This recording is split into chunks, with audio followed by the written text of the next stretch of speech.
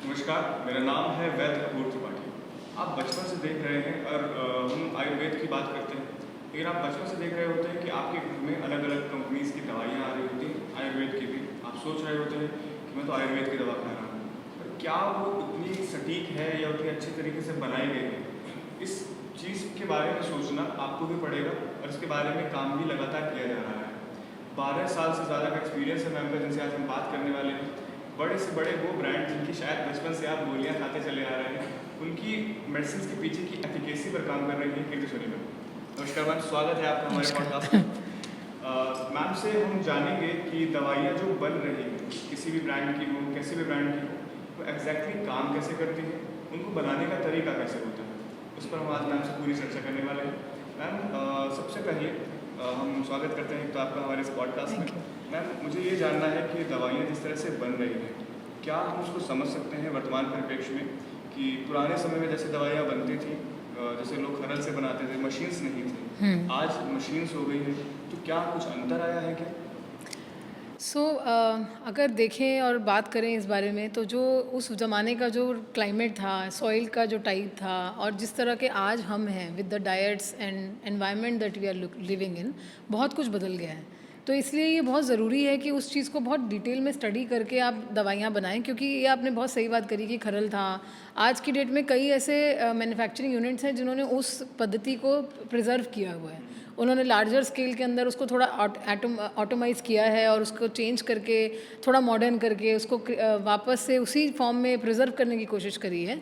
लेकिन फिर भी क्योंकि इतना अंतर आ गया है पहले में और अब में, तो एफिकेसी में डिफरेंसेस आए हैं। मतलब जिस तरह से वो दवाइयाँ आज से 50-60 साल पहले काम करती थी, वो शायद अब उस तरह नहीं करती हैं। तो इस वजह से ये बहुत ज़रूरी है कि एक कोई ऐसा पैरामीटर आइडेंटिफाई किया जाए या उनका क्वालिटी कंट्रोल इस तरह करा जाए कि एफिकेसी जो है वो मॉडर्न डे के साथ मैच करे। जैसे आप देखते होंगे कि कई बार लोग कहते हैं कि एक दवाई उनको ज़्यादा सूट कर रही है, दूसरी नहीं कर रही है। एक चाहे वो एक ही तरह का प्रेपरेशन हो पर अलग अलग ब्रांड्स का हो। आप च्यवनप्राश का एग्जाम्पल ले लीजिए, इतने सारे ब्रांड्स हैं, इतने सारे टाइप्स हैं, हर किसी का बनाने का तरीका अलग है सर, हर किसी का जो प्रपोर्शन है वो अलग है। तो इस तरह से आप कैसे इंश्योर करेंगे कि आप एक राइट प्रोडक्ट मार्केट में लोगों को दे रहे हैं जो कि इफ़ेक्टिव है। तो ये बहुत ज़रूरी है कि जो जिस तरह से हर्ब सिलेक्शन किया गया है, जिस तरह से ये देखा गया है कि उस हर्ब में कितना फाइटो एक्टिव है, फिर उसकी प्रोसेसिंग किस तरह करी गई है, वो पूरा प्रोसेस देखना बहुत ज़रूरी है। और यही काम है जो R&D करती है, क्योंकि ये बहुत ज़रूरी है कि जो आप प्रोडक्ट बना रहे हैं वो लोगों को फ़ायदेमंद हो। ऐसा नहीं कर सकते कि प्रोडक्ट तो बना दिया बस वो सेल के लिए है, क्योंकि अदरवाइज़ आप एक बार तो बेच लोगे प्रोडक्ट, लेकिन जब वो काम नहीं करेगा तो ना तो वैद्य उसको प्रिस्क्राइब करेगा और ना ही लोग उसको वापस मुड़ के लेंगे। तो ऐसा प्रोडक्ट बनाने का कोई फ़ायदा ही नहीं है। तो इस वजह से ये बहुत ज़रूरी है कि जो कहते हैं ना स्टार्टिंग मटेरियल, रॉ मटेरियल जो आप फीड कर रहे हैं प्रोडक्ट में, और जिस प्रोसेस से आप उसको बना रहे हैं वो सही हो।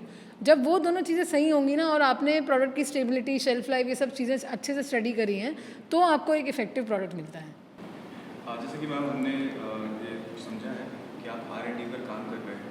एग्जैक्टली R&D क्या होता है और उसकी ज़रूरत क्या है हमें? क्या है, लोग नहीं जानते हैं R&D एग्जैक्टली करता क्या है। लोग फार्मास्यूटिकल कंपनीज़ को जानते हैं या अपने वैद्य को जानते हैं, बट जो चीज़ एग्जैक्टली वो ले रहे हैं उसके पीछे का जो सबसे महत्वपूर्ण हिस्सा मैं कह सकता हूँ, एक बैकबोन कह सकते हैं, वो क्या है, एक बार प्लीज़ उसको एक्सप्लेन कर दीजिए। तो देखिए, R&D का जैसे मैंने कहा कि रोल बहुत ज़रूरी है कि ये आप जैसे अगर एक हर्ब भी ले लीजिए, कोई भी, जैसे हल्दी ले लीजिए या अश्वगंधा ले लीजिए। मार्केट में आप जाओगे, जब आप हर्ब्स को ख़रीदने भी जाते हैं, जैसे एज अ स्टार्टिंग मटेरियल जब हम हर्ब्स खरीदते हैं, आपको बहुत वैरायटी मिलेगी।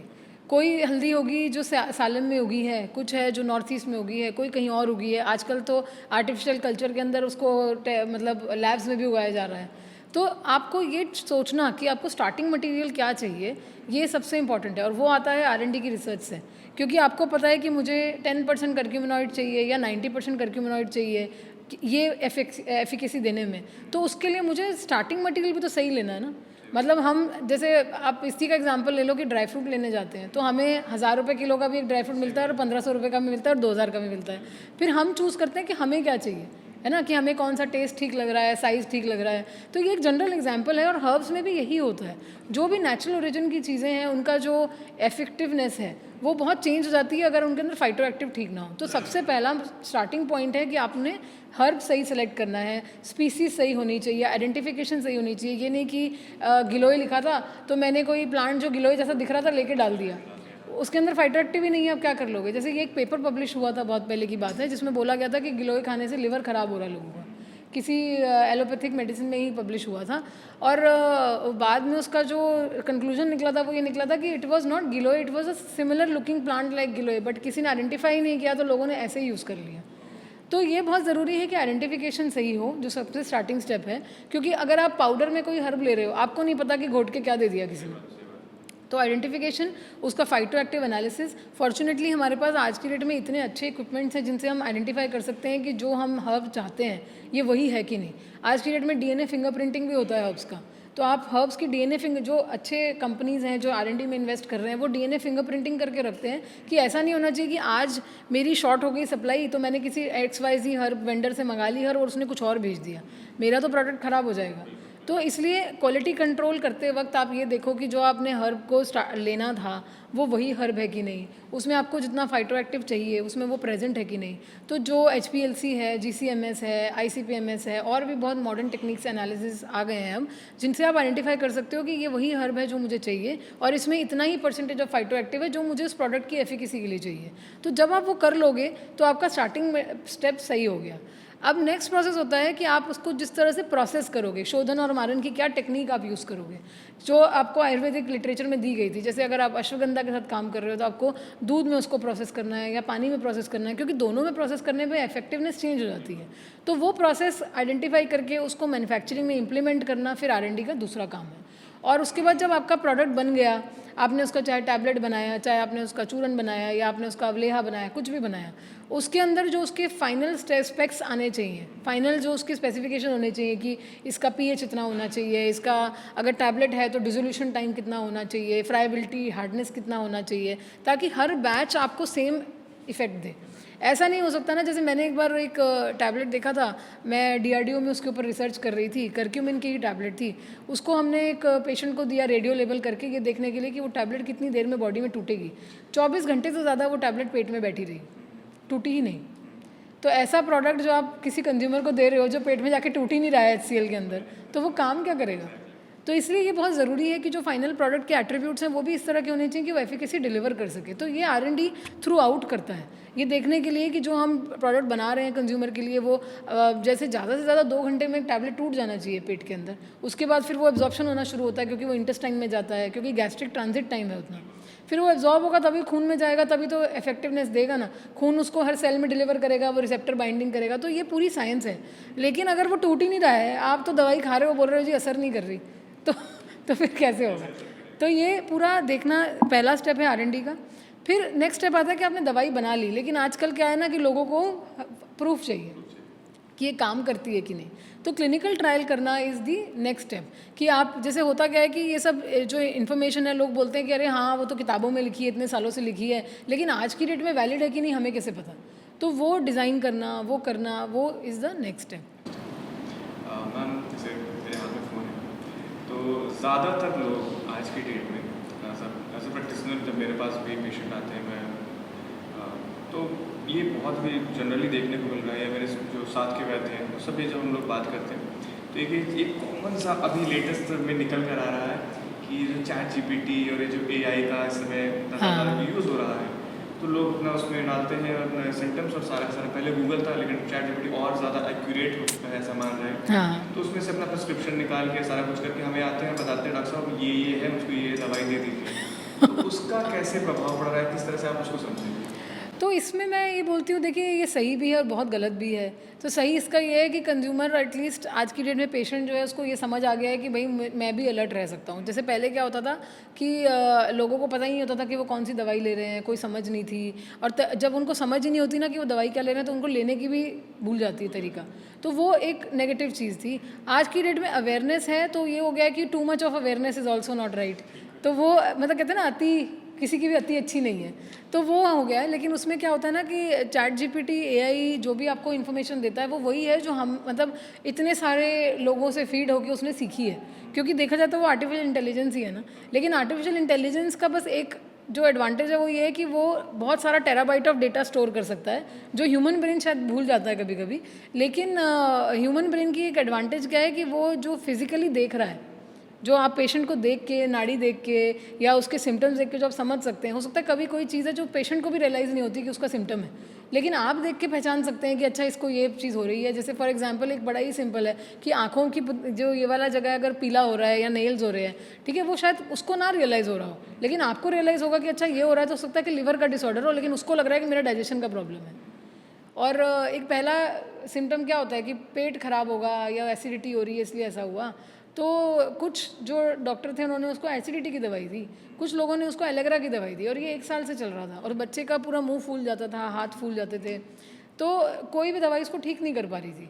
तो जब एक आयुर्वेदिक डॉक्टर के पास फाइनली गए और बात हुई तो ये पता चला कि उसका नाड़ी दोष से और जो प्रकृति एनालिसिस था पूरा किया गया, उसको स्टार्टिंग ऑफ डायबिटीज़ था क्योंकि वो ओवरवेट था। दूसरा, उसको कोई 1-1.5 साल पहले किसी कीड़े ने काटा था, तो वो उसके माँ बाप को भी याद नहीं था, लेकिन वो जो उसका कुछ शेष था वो रह गया था, जिसकी वजह से वो फ्लेयर अप हो रहा था बॉडी में। और उसके बाद उसका पंचकर्मा किया गया, तो ना तो सिर्फ उसका जो अर्ली स्टेज डायबिटीज़ था वो ठीक हो गया, बल्कि उसका एलर्जी भी ठीक हो गया, जो कि बिलीव किया जाता था कि किसी फूड एलर्जी की वजह से। पर कोई टेस्ट के अंदर कोई फूड एलर्जी नहीं आई, कोई कपड़े की एलर्जी, गारमेंट की एलर्जी नहीं आई, कुछ नहीं था।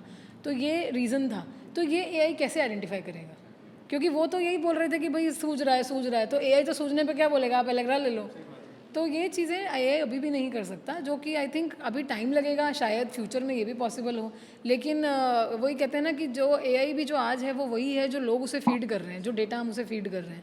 आप सही डेटा फीड करोगे वो सही रिस्पॉन्स देगा। काइंड ऑफ कह सकते हैं कि वो सारी अचल गतियों से भरने की अपनी कोशिश हाँ, कर रहे हो, खुद भी एक अचल गति होता है। एग्जैक्टली, यस, आयुर्वेद बात भी करता है मैम, संप्राप्ति अगर सही बनेगी तो ही संप्राप्ति विघटन हो पाएगा। बिल्कुल बिल्कुल, वो संप्राप्ति तो नहीं बना रहा है। एग्जैक्टली। मैम एक जैसे आपने इतने बड़ी बड़ी कंपनीज में काम किया है, आपने उनको समझा है, उनकी बैक स्टोरी भी आप समझ सकती हैं। तो मैम जैसे सभी लोगों का एक मन में एक क्वेश्चन होता है कि जैसे भी हमने बात करी कि ड्रग्स के लिए, और आपने काजू की बात करी या ड्राई फ्रूट्स की बात करी, कहीं पर 800 रुपये किलो मिल रहा है, कहीं पर 1800 रुपये मिल रहा है, कुछ प्राइस उसके। तो अलग अलग कंपनीज भी सेम दवा बना रही हैं, तो हम कैसे समझें कि एफिकेसी किसकी क्या है, या कौन सही बना रहा है, कौन गलत बना रहा है? किसी का प्राइस कुछ है, किसी का प्राइस कुछ है, तो कैसे ये इतना अंतर क्यों आ रहा है? देखिए, जो प्राइजेज़ हैं, जो प्राइजेज़ जो हैं वो बहुत सारे स्टेजेस पे डिपेंड करते हैं। सबसे पहले कि आप क्या रॉ मटेरियल यूज़ कर रहे हो। तो अगेन जैसे अगर मैं चलो मिठाई का एग्जांपल ले लें, खाने के एग्जांपल से लेते हैं। आप अगर काजू की कतली लेते हो तो कुछ की 500 रुपये किलो है, कुछ की 1000 रुपये किलो है ना? तो वही है कि आप, और उसका टेस्ट अलग होगा, है ना? क्योंकि जो आपने स्टार्टिंग मटेरियल या जो रॉ मटेरियल यूज़ किया है पहले, तो वो कॉस्ट अलग है। दूसरा ये है कि आपने प्रोसेसिंग में कितना खर्चा किया। जैसे हर स्टेप पे जो हम लगाते हैं, जैसे आप देखोगे कि 2-2 3-3 दिन तो प्रोसेसिंग चलती रहती है, शोधन मारन की टेक्निक चल रही है, उसके बाद ड्राइंग चलती है, ड्राइंग के बाद फिर प्रोसेसिंग फाइनल प्रोडक्ट की चलती है। तो ये बहुत लंबा काम होता है। आज की डेट में क्या है ना कि डिमांड इतना ज़्यादा है, इंडियन मार्केट में ले लो, आप ओवरसीज़ मार्केट में ले लो, डिमांड इतना ज़्यादा है कि भैया सर्व कैसे करें हम।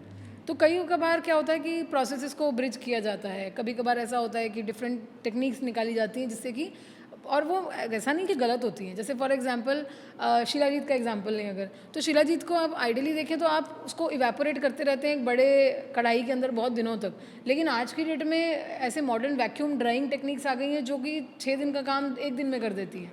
तो वो इफ़ेक्टिव टेक्निक्स हैं। तो कई कंपनीज़ जो कि टेक में इन्वेस्ट कर रही हैं, जो कि मॉडर्न टेक्निक्स में इन्वेस्ट कर रही हैं, उनकी कॉस्ट थोड़ी बढ़ जाती है। तो उस वजह से क्या होता है कि फिर वो कॉस्ट जो होती है वो प्रोडक्ट में ट्रांसफ़र होती है, क्योंकि वो कहाँ से रिट्रीव करेंगे। तो अगर, तो मैं ये नहीं कह रही कि सारे महंगे प्रोडक्ट अच्छे हैं और सारे सस्ते प्रोडक्ट ख़राब हैं, ये रीज़न नहीं है। लेकिन जो आपका, आप ये देखोगे कि जो ओवर द टाइम एफिकेसी आपको दिखती है।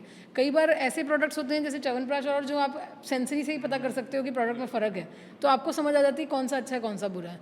और एज अपोज टू दैट जो टैबलेट्स कैप्सूल होते हैं उनमें आपको ना कि कितने टाइम में वो काम कर रहे हैं, एज अ प्रैक्टिशनर आपको समझ आ जाएगा, एज अ कंज्यूमर और एज अ पेशेंट आपको समझ आ जाएगा। लेकिन जो बेस्ट तरीका है उनको आइडेंटिफाई करने का वो उनका क्वालिटी कंट्रोल होता है, उनकी जो रिपोर्ट्स आती हैं। तो उन रिपोर्ट्स में आपको एक्चुअली बिल्कुल ट्रांसपेरेंटली दिखता है कि इसमें इतना कंटेंट है एक्टिव का, इसके अंदर हैवी मेटल पेस्टिसाइड्स कितने लिमिट्स के अंदर हैं, कितना स्टेबल है प्रोडक्ट। तो ये सारी जो क्वालिटी कंट्रोल रिपोर्ट्स होती हैं ना, वो ऑब्वियसली वो पब्लिक डोमेन में नहीं होती हैं। कई कंपनीज आज की डेट में they have gone a step ahead, जो कि ये रिपोर्ट्स लोगों को देते भी हैं। कि आप देखोगे, जैसे मैंने ऐसे कई कंपनीज देखी हैं जो HPLC ग्राफ्स देने लगी हैं आजकल कि हमारा एक्टिव कंटेंट इतना है। तो which is a very good technique to monitor कि कौन सी कंपनी कितना टेक में, कितना इनोवेशन में इन्वेस्ट कर रही है और क्वालिटी कंट्रोल में इन्वेस्ट कर रही है to deliver a better product. जैसे मैम ये हो गई कंपनीज की बात जो कि एक बल्क लेवल पे काम कर रहे हैं, बड़े लेवल पे काम कर रहे हैं, तो आप उनकी क्वालिटी कंट्रोल के लिए हम देख सकते हैं।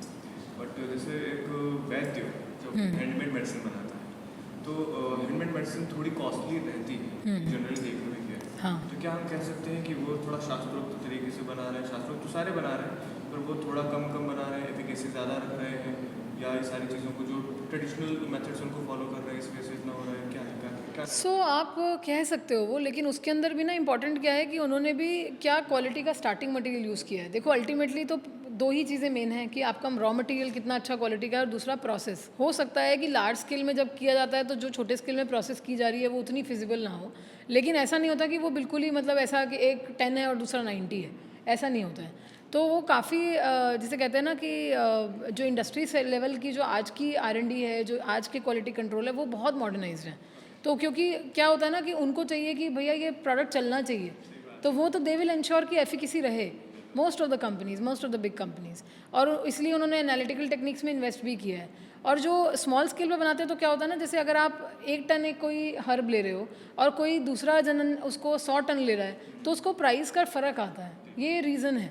और ऐसा भी है कि जो पर्सनल टच है, जो ह्यूमन टच है, वो ऑफ कोर्स कहीं नहीं जाता। ऐसा कहते हैं कि जब आप घर में हम खाना बनाते हैं तो वो खाना भी मेडिसिन होता है, क्योंकि हमारे किचन के अंदर ही इतना हर्ब है कि हम उसको ठीक से यूटिलाइज करें और ठीक से खाएं तो हमें बीमारी ही ना हो कोई आज के डेट में। हाँ, आहार ही औषध है। तो खाना बनाते हो भाव लगता है एग्जैक्टली बिल्कुल, तो वो सबसे इम्पोर्टेंट है। तो जब आपका वैद्य एक विचार के साथ वो बनाता है ना, तो उसकी वो जो फीलिंग्स हैं, जो वो पॉजिटिविटी है, वो उसके अंदर जाती है। तो वो भी एक बहुत बड़ा साइंस है, जो ऑरा का साइंस है, जो तो वो काम करता है। और ऑफ कोर्स जब आप फैक्ट्री में उसको बनाते हो तो वो सारी चीज़ें मिसिंग होती है, क्योंकि you know there are hundreds of people working towards making that product, तो वो एक टच डिफरेंट है, that is why. Ma'am clinical trials की बात होती है कि अलग अलग बोलते हैं कि क्लिनिकल ट्रायल्स नहीं हुआ इस चीज़ का, कई बार आते हैं ऐसे फैक्ट्स सुनने में आते हैं, तो एक अच्छा क्लिनिकल ट्रायल कैसे डिज़ाइन किया जाना चाहिए? तो देखिए क्लिनिकल ट्रायल का क्या है ना कि जैसे वही जो मैं आज अपने सेशन में भी बोल रही थी कि कई लोग ये कहते हैं कि जो मॉडर्न मेडिसिन है उस पर तो देखो ड्रग डिस्कवरी में 10-12 साल लगता है, क्लिनिकल ट्रायल होता है। आयुर्वेद में तो बहुत साल पहले की किताबें लिखी गई थी। तो ये चीज़ जो प्रूफ करने के लिए दुनिया को ये बहुत ज़रूरी है कि जो आयुर्वेद के लोग हैं वो सब क्लिनिकल ट्रायल में अच्छे से इन्वेस्ट करें। अब लोगों को कई बार क्या लगता है कि अरे क्लिनिकल ट्रायल करेंगे 6-8 महीना निकल जाएगा, इतना पैसा लग जाएगा, लेकिन ना वो पैसा वेस्ट नहीं जाता, क्योंकि आप क्या करते हो कि आप जैसे एक अच्छा respectable size of patient population लो, आप उसको इस तरह से डिज़ाइन करो कि जो जो एफिकेसी आप बोल रहे हो इस प्रोडक्ट में है। जैसे फॉर एग्जांपल एक डायबिटीज़ का प्रोडक्ट है, डायबिटीज़ का कोई भी प्रोडक्ट आप कैसे मेजर करोगे कि वो HbA1c पे क्या असर डाल रहा है। HbA1c 3 महीने में आता ही नहीं है। आप 0 डे की रीडिंग लोगे, तीसरे महीने की रीडिंग लोगे, और बीच में आप डेली का जो आपका फास्टिंग और जो पोस्ट प्रैंडियल ब्लड शुगर है वो मॉनिटर करोगे, फिर आप उसका बॉडी वेट देखोगे, एनर्जी लेवल्स देखोगे। तो not just the physical the blood parameters and the physical parameters, but there are lot of things at play. आप क्वेश्चनर बनाओ, उनसे रोज़ बात करो, लोगों से जो दवाई ले रहे हैं, तो आपको पता चलेगा कि लोगों को क्या फील हो रहा है। जैसे फॉर एग्जांपल डायबिटीज़ में लोगों को फटीग बहुत होता है, तो अगर आप उनसे हर 15 दिन में पूछोगे कि आपके एनर्जी लेवल्स में इंप्रूवमेंट लगी कि नहीं लगी, तो वो उनको समझ आएगा कि हाँ यार 15 दिन पहले तो मैं चलते चलते थक जाती थी या थक जाता था, अब मुझे बेटर लग रहा है। तो वो भी एक आपका पॉइंट है कि आपका प्रोडक्ट लोगों की एनर्जी लेवल्स ठीक कर रहा है। क्यों ठीक कर रहा है उसका रीज़न आप देखोगे कि हो सकता है कि वो मेटाबॉलिज्म इंप्रूव कर रहा है, क्योंकि डायबिटीज़ में मेटाबॉलिज्म भी कॉम्प्रोमाइज़ होता है, कई बार लोगों को कॉन्स्टिपेशन रहती है। तो जैसे हर इंसान अलग है ना, तो उसके अंदर वो जो डिजीज़ का प्रोपोजिशन है वो भी बड़ा अलग अलग तरह से दिखता है। और ब्यूटी ऑफ आयुर्वेदा इज़ कि वो मल्टीपल मैकेनिज्म से काम करता है। एलोपैथिक मेडिसिन में क्या होता है कि एक शुगर ब्लॉकर देंगे, एक इंसुलिन के लिए देंगे, एक दूसरा देंगे, एक तीसरा देंगे, तो 15 मेडिसिन एक साथ चल रही है, लेकिन हर किसी का एक टारगेटेड अप्रोच है। पर क्योंकि आयुर्वेदा में multiple molecules are present in one herb, चाहे वो गुड़मार हो, चाहे वो करेला हो, चाहे जामुन हो, तो वो काम बड़े मल्टीपल मैकेनिज्म से करते हैं। तो वो हर इंसान में अलग अलग चीज़ रिपेयर कर रहे होते हैं। कोई पैंक्रियाटिक सेल रिपेयर कर रहा होगा, कोई एनर्जी लेवल ठीक कर रहा होगा, हो सकता है कुछ कोलेस्ट्रॉल और हाइपरलिपिडीमिया पे भी काम कर रहे होंगे। तो ये सब समझना और एक होलिस्टिक क्लिनिकल ट्रायल बनाना ये बहुत ज़रूरी है। और उसमें आजकल लोग AI टूल्स की भी हेल्प लेते हैं, लेकिन मैं यही कहूँगी कि जो हमारा जो एक्सपीरियंस है ओवर ईयर्स, जो हमने पेशेंट्स में देखा है कि बेनिफिट होता है, या जो ऑल्टरनेट बेनिफिट हो सकता है, वो भी हमें कवर करके क्लिनिकल ट्रायल को डिज़ाइन करना चाहिए और बहुत होलिस्टिक करना चाहिए, ताकि आपको उससे और भी चीज़ें पता लगे। जैसे कई बार क्या होता है कि ये ड्रग साइंस में भी होता है कि रीपोजिशनिंग ऑफ मेडिसिन होती है। रीपोजिशनिंग का मतलब होता है कि जैसे आज मैंने ये दवाई नहीं बनाई थी एक काम के लिए, लेकिन मुझे 2-3 साल के यूज़ के बाद पता लगा कि ये दवाई ना ये दूसरा काम भी कर रही है। तो वो चीज़ें भी आपको कभी कभार मिल जाती हैं, और वो भी एक तरह की डिस्कवरी होती है जो शायद अभी तक लोगों को ना पता हो, या कई बार ऐसा होता है ना कि जैसे एक बीमारी में सिर्फ एक चीज़ तो ख़राब होती नहीं है, वो अलग अलग ऑर्गन्स पे इफेक्ट डालती है। जैसे डायबिटीज़ में भी इंटरनल ऑर्गन्स की हेल्थ पे बहुत फ़र्क पड़ता है, किडनी पे फ़र्क पड़ता है। तो हो सकता है कि जो कॉम्बिनेशन आप डिज़ाइन कर रहे हो उसका बेनिफिट किडनी पे भी आ रहा हो, उसका बेनिफिट जो है लिवर पे भी आ रहा हो। तो अगर आप वो सब चीज़ें देख के एक क्लिनिकल ट्रायल डिज़ाइन करोगे तो हो सकता है कि जो एफिकेसी आएगी वो सिर्फ, आप तो बोल रहे थे जी मेरा प्रोडक्ट डायबिटीज़ पे काम करता है, लेकिन आपको पता लगा ये तो और भी चीज़ें ठीक कर रहा है, तो वो बहुत इंपॉर्टेंट होता है। मॉडर्न साइंस की अगर हमने अभी बात करी, अलग अलग मेडिसिन होती है। जैसे मान लीजिए कोई न्यूरोलॉजी चल रही है, कोई किडनी की चल रही है, कोई किसी चीज़ की चल रही है, किसी एक पेशेंट में अलग अलग डॉक्टर से मिल रहे हैं, वो अलग अलग ओपिनियन ले रहे हैं अलग अलग चीज़ों के लिए। अभी किसी एक डिसीज़ के लिए जो मेडिसिन बनी उसका क्लिनिकल ट्रायल हुआ है, लेकिन जब पेशेंट लगातार कई अलग अलग की खा रहे हैं, उसका एक कंबाइंड क्लिनिकल ट्रायल तो नहीं हुआ होता है। नहीं हुआ होता, लेकिन इसके लिए मॉडर्न साइंस में एक वे है जिसे हम बोलते हैं ड्रग ड्रग इंटरेक्शन। तो ये जो होता है कि साइटोक्रोम पीक पे ऊपर स्टडीज़ होती हैं, और इसके अंदर अगर आप, एंड आई अंडरस्टैंड कि क्या होता है कि लोगों को लगता है कि भैया तो हर इंडिविजुअल की प्रिस्क्रिप्शन अलग है तो कैसे चेक किया जाए। तो इसमें आप रिलाई कर सकते हो जो पब्लिश डेटा है। जैसे जो ड्रग का, हर ड्रग का जो मैकेनिज्म होता है या हर फाइटो एक्टिव का जो मैकेनिज्म होता है, वो या तो इनिबिशन करता है साइटोक्रोम का, या वो करता है, उसको इंक्रीज़ करता है। तो अगर आप मैकेनिज्म देखोगे तो आपको पता चलेगा कि कौन किस मैकेनिज्म पे काम कर रहा है, और उससे आप आइडेंटिफाई कर सकते हो। पर ये करना प्रैक्टिशनर का काम है, क्योंकि ये कभी भी ना तो एआई कर पाएगा और ना ही कभी पेशेंट कर पाएगा। तो आपको ये देखना पड़ेगा कि इनकम्पैटिबिलिटी किस तरह काम कर रही है। जैसे कि एक बड़ा सरल सा एग्जांपल है कि एंटीबायोटिक टेट्रासाइक्लिन वगैरह जो होते हैं आप दूध के साथ नहीं लेते, लेकिन हमारे माँ बाप को और कई बड़े लोगों को आदत होती है कि वो दवाइयाँ दूध के साथ ले लेते हैं, वो दूध के साथ अब्जॉर्ब भी नहीं होती हैं। तो ये होता ही नहीं है। तो इसलिए ये बहुत ज़रूरी है कि ना तो सिर्फ अनुपान आप क्या ले रहे हो वो, बल्कि कि दो अलग अलग तरह के मेडिसिन किस तरह काम कर रहे हैं वो भी देखना हमारा काम है। और कई बार लोग क्या करते हैं ना कि आयुर्वेदिक भी ले रहे होते हैं और एलोपैथिक भी ले रहे होते हैं, तो वो भी साथ में इंटरेक्शन करते हैं, हर ड्रग इंटरेक्शन कहते हैं हम इसे। तो साइंस में तो इसको पढ़ने का तरीका है, लेकिन वही बात है कि उसको कितने प्रैक्टिशनर्स यूज़ कर रहे हैं या कितने लोग एप्लीकेबल कर पा रहे हैं, ये भी बहुत ज़रूरी है। तो इसका बेस्ट तरीका होता है कि जो आप जिस ड्यूरेशन पे दवाइयाँ ले रहे हैं उसके बीच में आप कम से कम 2-2.5-3 घंटे का अंतर रखें, तो तब वो इंटरेक्शन का मैग्नीट्यूड उतना नहीं रहता, अगर हो भी रहा है तो। नहीं तो फिर आप उसका रेजीम इस तरह डिज़ाइन करो कि वो अलग अलग टाइम पे लिए जा रहे हैं, ताकि वो आपस में कोलाइड ना करें एब्जॉर्प्शन में या एफिकेसी में। जैसे कि बहुत सारी चीज़ों पर अलग अलग प्रश्न हमारे मन में उठते हैं, आपके मन में भी उठते होंगे कि एग्जैक्टली जो दवाई हम खाते चले जा रहे हैं वो असर किस तरह से कर रही है। डॉक्टर ने दे दी, हमने मान लिया, ट्रस्ट कर लिया, और एग्जैक्टली काम किस तरह से कर रही है। मुझे लगता है कि हमारे सेशन में बहुत सी ऐसी चीज़ों पर हमने बात करी है और आप उन चीज़ों को समझ पाए होंगे।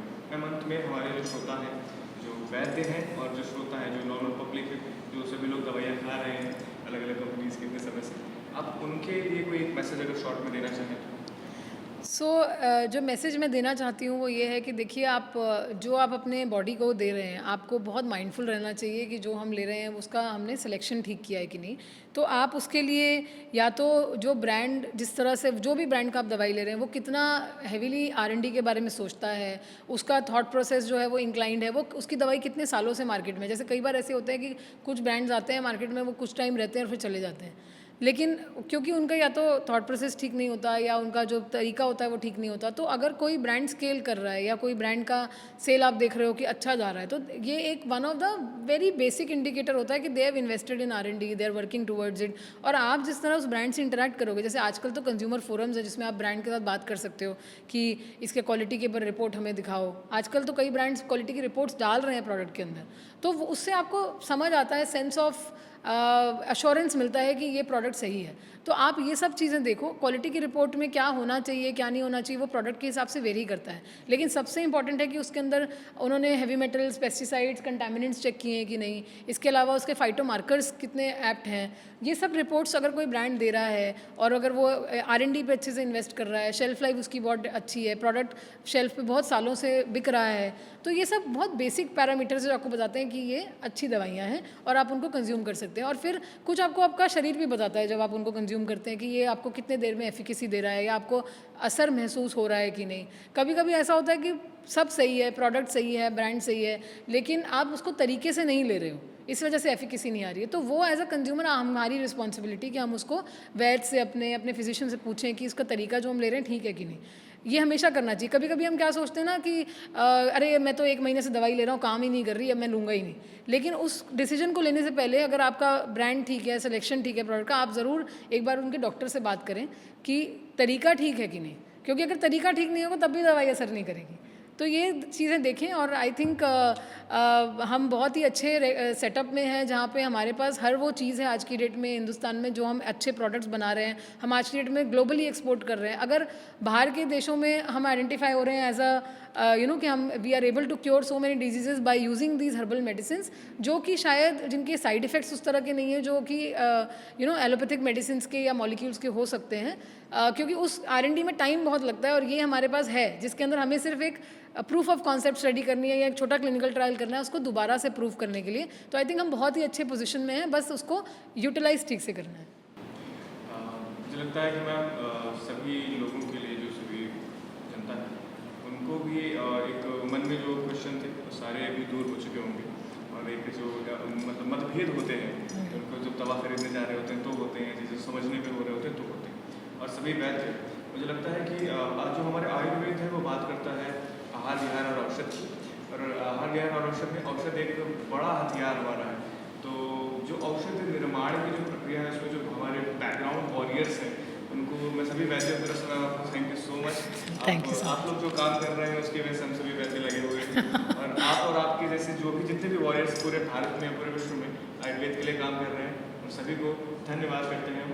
नमस्कार ma'am, thank you so much. आप हमारे इस पॉडकास्ट में आए, हमने इस सीरीज़ में बहुत ही खूबसूरत सी बातें करी, मुझे लग रहा है जो लोगों तक पहुँचनी चाहिए थी। Thank you so much for having me.